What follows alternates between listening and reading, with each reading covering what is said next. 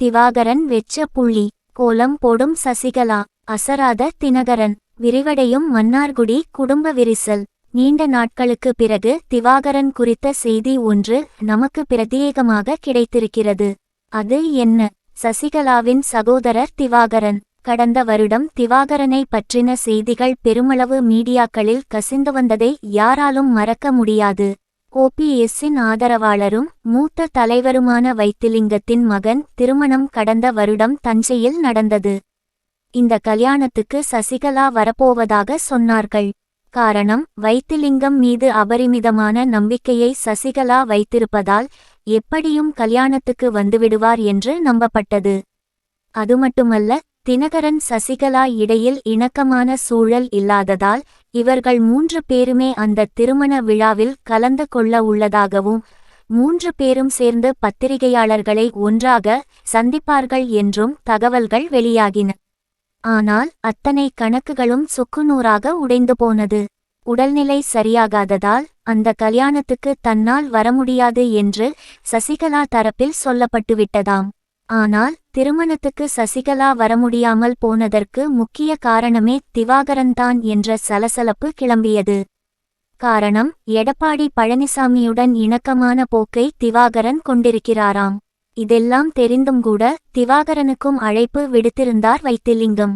அப்படியிருந்தும் கூட தானும் கலந்து கொள்ளாமல் சசியையும் கலந்து கொள்ள வேண்டாம் என்று திவாகரன் தடுத்துவிட்டதாகவும் தகவல்கள் கசிந்தன.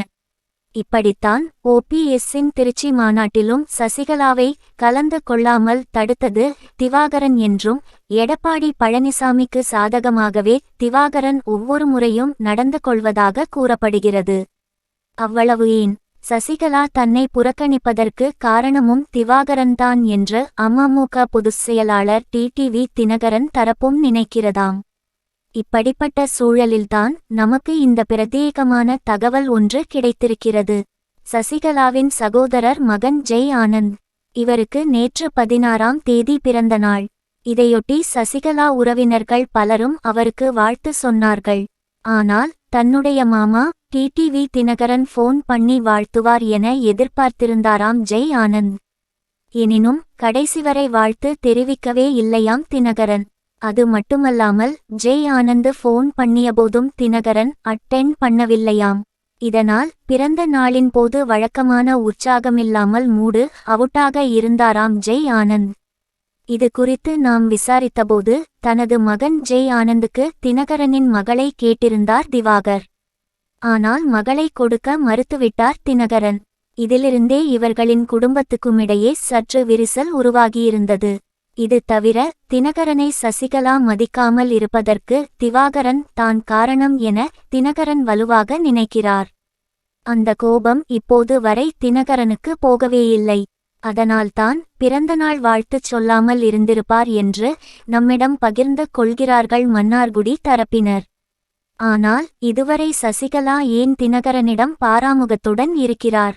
உண்மையிலேயே திவாகரன்தான் காரணமா என்பதற்கு சரியான விடையே கிடைக்கவில்லை. அதே சமயம் ஓபிஎஸ்ஸையும் சசிகலா ஏன் இதுவரை சந்திக்காமல் இருக்கிறார் என்பதற்கும் சரியான விடையே கிடைக்கவில்லை. பொறுத்திருந்து பார்ப்போம்.